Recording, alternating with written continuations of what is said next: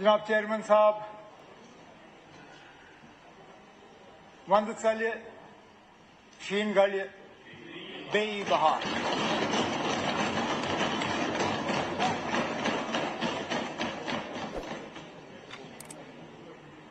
सर्दियों का मौसम निकल जाएगा, बर्फ पिघल जाएगी, फिर से बाहर आएगा। जब मैं बजट की तकरीर करने के लिए खड़ा हुआ था तो कुछ ऑनरेबल मेंबरों को लगा कि शायद मैं ज्यादा पेसिमिस्टिक था, तो मैंने सोचा इस बार एक अलग ही अंदाज में शुरू करूं, क्योंकि वाकई जिस तरह बाहर शुरू हो रहा है, मैंने सोचा उस हिसाब से अंदर भी कर लें। लेकिन अंदर कुछ चीजें बदलेंगी नहीं। तू मैं, शोर शराबा, इल्जामात। अब ये हमारा कसूर नहीं है कि उस ऑनरेबल मेंबर का एक ही जीता, और जीते होते वक्त और मिलता। अब इकलौता है, बीच बीच में बोलने का वक्त नहीं मिलता। अब चलिए अगली बार एडजस्ट कर दीजिए, क्योंकि मैं दावे से आपको यहां कहना चाहता हूं, हम वो लोग नहीं हैं जो किसी भी मुद्दे पे बात करने से डरे। किसी भी मुद्दे पे हमारा ट्रैक रिकॉर्ड है, हमने कभी भी किसी भी सवाल का सामना करने से इनकार नहीं किया। हम वो लोग नहीं हैं जो इंटरव्यू से पहले सवाल मांगे। हम वो लोग नहीं हैं जो सिर्फ अपने चाहे हुए जो है मनपसंद लोगों को जो है मिले। हम वो हैं जनाब जो सख्त से सख्त सवाल पूछे, हम उनके सामने बैठ के जो है सवाल का जवाब देते हैं। एक रिवायत सी बन गई है, मैं अपनी तकरीर जो है किसी न किसी तरह मनकोटिया साहब की किसी बात से शुरू कर लेता हूं। मैंने इस बार चाहा था कि सिस्टम चेंज हो और मनकोटिया साहब की तकरीर के बाद मैं उसका जवाब दूं, लेकिन वो उस वक्त हाउस में मौजूद थे नहीं और पीठ पीछे मैं बात करना नहीं चाहता था। इन्होंने अपनी तकरीर की शुरुआत में कहा कि, क्योंकि मैंने उससे पहले कहा था कि शायद क्रिकेट खेलने आए थे, फुटबॉल खेला, या फुटबॉल खेलने आए थे, क्रिकेट खेला, जो भी कहा। इन्होंने कहा कि मैं इलेक्शन से पहले पेस बॉलिंग करता था, अब स्पिन करता हूं। सही बात है ना, बिल्कुल, आपने बिल्कुल सही कहा, क्योंकि समझदार कप्तान, समझदार खिलाड़ी वो है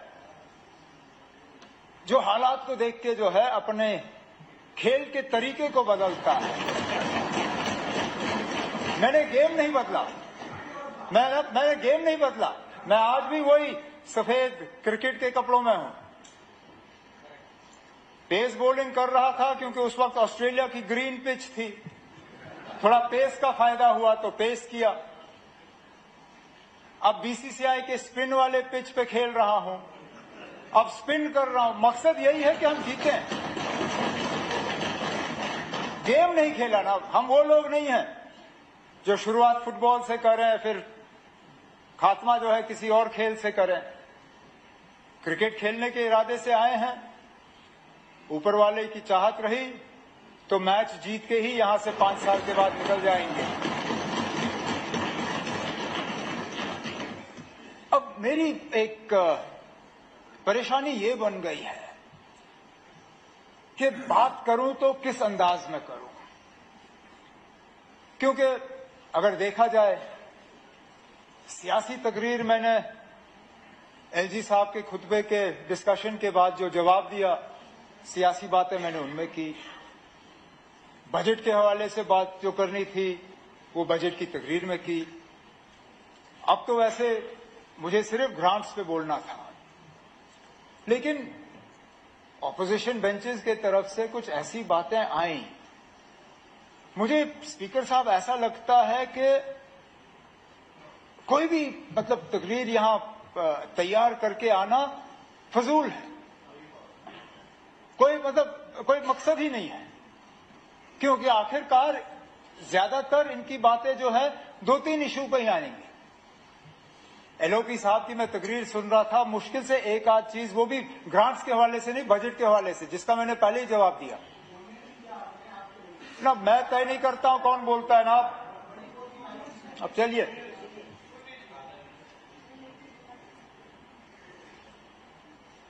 बराबरी की बात की, कहा कि 5 अगस्त को तूफान हुआ, बराबरी हुई है ना। वो बराबरी हम मांग रहे हैं। अगर आज आपको लगता है कि ये असेंबली बाकी रियासतों के असेंबली के बराबर है तो ठीक है ना, हम खामोश रहेंगे, कुछ नहीं कहेंगे।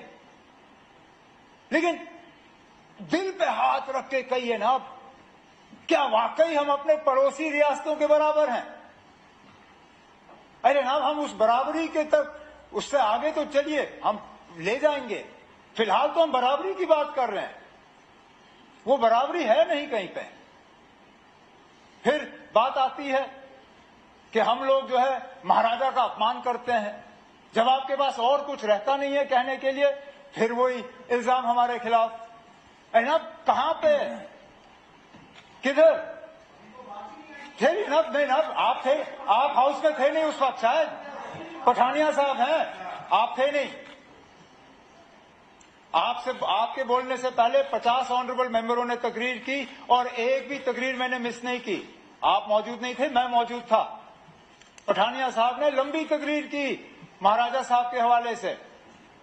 अब मैं कहां से जवाब शुरू करूं? फिर मैं ये इस बात पे आता ना, आप बताइए ना, कहां पे अपमान? जो मैंने पहले बात की, नक्शा आपने बदला। जो महाराजा साहब ने स्टेट सब्जेक्ट के कानून छोड़े, वो भी आपने बदले। हमने कोई नाम नहीं बदला। पठानिया साहब वकील हैं, मुझे बताइए ना, 2019 से पहले आप किस कानून के तहत यहां अदालत में प्रैक्टिस करते थे? रणबीर पीनल कोड, वो किसके नाम पे? महाराजा रणबीर सिंह। आज किस कानून के तहत आप प्रैक्टिस करते हो? नए कानून।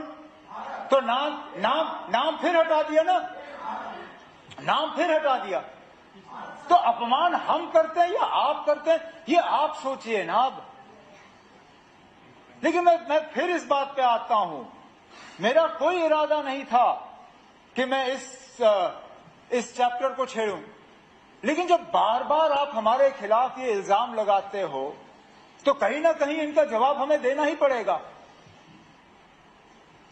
अब एक भारत की बात की, एलओपी साहब ने कहा कि अगर 4 हरियाणा के लोग आके यहां काम करें तो क्या ठीक है ना? बिल्कुल अच्छा है। यही सबक आप जरा हमारे पड़ोसी रियासतों में दे दीजिए ना, हिमाचल में दे दीजिए। वहां पे मुझसे पूछिए ना, आप कितना मुश्किल है। आपके बगल में सलाथिया साहब बैठे, इनसे पूछिए कितना मुश्किल है हिमाचल में यूनिट लगाना, कितने पापड़ बेलने पड़ते हैं वहां पे, कितना रिजर्वेशन रखा है वहां लोकल लोगों के लिए। हमारे यहां पैकेज का इस्तेमाल का 1% भी पाबंदी नहीं है नौकरी में रिजर्वेशन की। वहां 70% लगानी है आपने लोकल। तो बराबरी की बात तो बहुत आसान है करना ना। अब बराबरी है नहीं, हमें तो बेच डाला हुआ है। यहां पे एक श्रीलंका के इंडस्ट्रियलिस्ट आ रहे थे, क्रिकेटर कंपनी लगाने के लिए, बवाल मचा। उन्हें तो जमीन छोड़ के वापस चले गए। वो कश्मीर नहीं आ रहे थे, जम्मू आ रहे थे। और मैंने पहले दिन से कहा ना, हमें कश्मीर में इतना खतरा नहीं है। वो कश्मीर पहुंचते पहुंचते उनको जम्मू से गुजरना पड़ेगा। अरे अब चिंता है। मैं बताऊं क्यों? ठहरे ना, चिंता है। आप नहीं हो, आप नहीं हैं। अरे ना, इतिहास समझिए।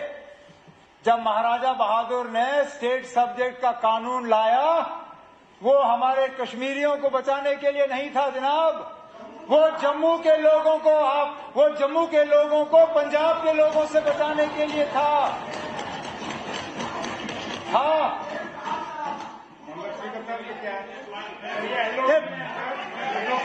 इधर स्पीकर साहब,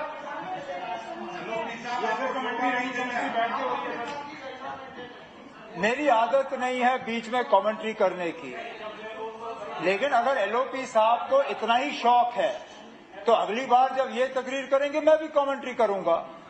इनको अब कल परसों फिर बोलने का मौका मिलेगा। अगर अब फिर कमेंट्री इनसे बाकियों को ये खामोश होने की सबक देते हैं, खुद इनका यहाँ जिप लगता नहीं है। 50 तकरीरें मैंने यहाँ खामोशी से सुनी, एक तकरीर आपसे खामोशी से सुनी नहीं जाती ना। थोड़ा सा धीरज रखे, ठीक है। तो मैं कहना यही चाहता था कि स्टेट सब्जेक्ट के कानून, हमें कोई चिंता नहीं है ना, वहां तक पहुंचते पहुंचते पहले यहां से गुजरना पड़ेगा, ठीक।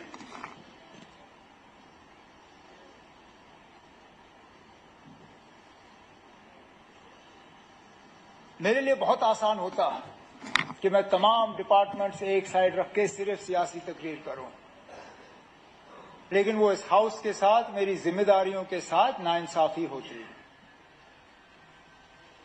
50 ऑनरेबल मेंबरों ने तकरीर की, ट्रेजरी बेंचेस से भी, ऑपोजिशन बेंचेस से। बहुत मतलब अच्छी बातें आई, तैयारी करके ऑनरेबल मेंबरों ने तकरीर की। अब थोड़ी देर के लिए मैं सियासत एक साइड रख के अपने डिपार्टमेंट्स की जिम्मेदारी जो है वो यहां पे निभाऊं। हाउस से बाहर जाके सियासत जो है दोबारा शुरू कर लेंगे। महकमे मेरे पास बहुत हैं स्पीकर साहब, ये भी एक हमारी बराबरी का एक सबूत है कि यूटी होने के नाते हमारे ऊपर बाकी रियासतों के मुकाबले पाबंदियां ज्यादा हैं, लेकिन चलिए निभा लेंगे। कुछ बड़ी डिपार्टमेंट्स, कुछ छोटे, कोई ऑर्डर नहीं है जिनमें मैं बात करूंगा, लेकिन कोशिश करूंगा कि हर डिपार्टमेंट को टच करूं। शहरों से बात करते हैं क्योंकि जम्मू में है। हाउसिंग एंड अर्बन डेवलपमेंट का महकमा मेरे पास है। कोशिश की जा रही है कि शहरों को एक उनका जो इंफ्रास्ट्रक्चर है उसको बेहतर किया जाए। स्मार्ट सिटी के हवाले से हमारी शिकायतें रहीं, लेकिन अच्छी बात यह है कि आप लोग भी कोई स्मार्ट सिटी से खास मुतमैन है नहीं। मैं देख रहा था कट मोशन अपने पठानिया साहब का, जिसमें उन्होंने खासकर कहा poor implementation of smart city due to inadequate allocations, execution delays and poor quality control। रहे हैं स्मार्ट सिटीज में कुछ इस तरह के फैसले हुए जो कि अगर शायद इलेक्टेड गवर्नमेंट होता नहीं होते। सही कहा, शायद तनवीर ने अपनी तकरीर में कहा कि हमने स्मार्ट सिटी के तहत सड़कों को छोटा किया, फुटपाथ को बड़े किए। लेकिन अफसोस की बात यह है, फुटपाथ बनाने के बाद भी हम लोगों को उन फुटपाथ पे चलाने के लिए तैयार नहीं कर पाए। मैं आज भी कभी कभी फ्रस्ट्रेट होता हूं जब मैं लोगों को देखता हूं साइड पे 12 फुट 15 फुट का फुटपाथ और बिल्कुल प्लेन टाइल लगाए हुए, लेकिन चलेंगे सड़क पे। पार्किंग का इंतजाम होता है लेकिन गाड़ी पार्किंग में लगती नहीं। स्मार्ट सिटी के तहत हमने साइकिल पाथ बनाए। पता नहीं किसको ये शौक था कि हम साइकिल पाथ बनाएंगे। मुझे बताइए ना, कौन ऐसा शख्स है जो ये कहे आज जम्मू कश्मीर में कि ना मैं गाड़ी एक साइड रख के साइकिल पे चलूंगा। वो साइकिलें सड़ रही हैं। उस साइकिल पाथ पे लोग अब मोटरसाइकिल और स्कूटर चलाते हैं, लेकिन गाड़ी हम चला नहीं सकते। हमने पार्किंगें बनाई हैं मल्टी स्टोरी, कोई उसमें गाड़ी लगाने के लिए तैयार नहीं। इसमें हमारी सबकी साझा एक कोशिश रहनी चाहिए कि हम लोगों को तैयार करें वो इंफ्रास्ट्रक्चर इस्तेमाल करने के लिए। हमारी आदत है कि जिस दुकान में जाना है उसी दुकान के बाहर हमारी गाड़ी लगनी चाहिए। मजाल है कि हम 10 फुट पैदल चलने के लिए तैयार हों। ट्रैफिक मैनेजमेंट जो है उसको जम्मू में, श्रीनगर में बेहतर करना होगा। जैम देखिए ना कितने, चलिए मैं तो निकल जाता हूं, कितने हमारे ऑनरेबल मेंबर जो हैं, खासकर वो जिनका पहला सवाल लगता है। पिछले दिनों आपके ऑनरेबल एक मेंबर थे जिनका पहला सवाल मिस हुआ क्योंकि वो ट्रैफिक में फंसे थे। आज हमारे सैफुद्दीन भट्ट साहब का सवाल मिस हुआ, वो भी ट्रैफिक में ही फंसे होंगे, नहीं पहुंच पाए। ये हाल है। और हमारी कोशिश है कि शहरों को डीकंजेस्ट किया जाए। टाउनशिप्स के हवाले से हम बात करते हैं। मैंने जब प्रेस कॉन्फ्रेंस में कहा कि हमारे पास फिलहाल कोई टाउनशिप का प्रपोजल नहीं आया है, मैंने गलत नहीं कहा। फिलहाल मिनिस्ट्रियल लेवल पे टाउनशिप को कोई भी प्रपोजल काउंसिल ऑफ मिनिस्टर्स के पास नहीं आया है, लेकिन जब आएगा उस पर हमें गौर करना होगा। हम जब टाउन सिटीज को डीकंजेस्ट करने की बात कर रहे हैं तो इन लोगों को लेंगे कहां? जो शहर खास के हमारे ऑनरेबल मेंबर हैं, जो पुराने जम्मू शहर के जो हमारे ऑनरेबल मेंबर है, वो बार बार कहते हैं ना, एक एक घर में 4-4, 5-5 फैमिलियां, इनके लिए ऑल्टरनेट अरेंजमेंट करना होगा। तो टाउनशिप को लेके जब ये बवाल पैदा होता है ना, पता नहीं किसको बसाएंगे, अपने ही लोगों को बसाएंगे। बाहर से किसी को बसाने का हमारा कोई इरादा नहीं है। हमारा इरादा है, जिस तरह आपने जब पीडीपी और बीजेपी की सरकार थी, उस वक्त मुझे याद है ऐलान हुआ था new Srinagar, new Jammu, greater Srinagar, greater Jammu. उस वक्त जब शहर को डीकंजेस्ट करने का प्रोग्राम था, वही हमारा प्रोग्राम है। हमारा भी यही इरादा है कि हम नए सैटेलाइट टाउनशिप्स, नए रेजिडेंशियल कॉलोनियां, ये हम कायम करें ताकि ये शहर जो है इनको हम बचा पाएं। नहीं तो ये फटने पे आए हैं। अब एक जगह से दूसरी जगह जो है हम पहुंच नहीं पाते। सॉलिड वेस्ट मैनेजमेंट के हवाले से कूड़ा कचरा इतना जमा होता है, उसका सही डिस्पोजल नहीं होता। कोई मौका नहीं ऐसा जब हमारे मुबारक गुल साहब उठ के अच्छन की बात नहीं करते। वो दूसरी बात है कि जब अच्छन को डंपिंग ग्राउंड के तौर पे इस्तेमाल करना शुरू किया था, तब वहां कोई आबादी थी नहीं। आबादी उसके बाद बसी वहां पे, ये जानते हुए कि वहां डंपिंग साइट है। लेकिन अब वो हमारे लिए एक ह्यूमैनिटेरियन प्रॉब्लम बन गया है। हमें ये solid waste management, waste disposal, storage, drainage, जरा सी बारिश हो जाती है, पानी जमा हो जाता है। और वो जगह आप देखिए, अब स्मार्ट सिटी के तहत मौलाना आजाद रोड, अभी हम वापस जा रहे हैं मई में, आप लोगों का आना जाना रहेगा। मौलाना आजाद रोड में स्मार्ट सिटी के तहत दोनों साइड हमने फुटपाथ डाले, कहीं पे भी ड्रेन नहीं, सारा पानी सड़क पे जमा हो जाता है। फिर क्या फायदा? यही जम्मू में हाल है। जरा सी बारिश हो जाती है, हमारा शहर जो है फटने पे आ जाता है। तो कोशिश है हमारी हाउसिंग एंड अर्बन डेवलपमेंट के तहत कि शहरों को एक प्लान्ड तरीके के तहत जो है हम डीकंजेस्ट करें।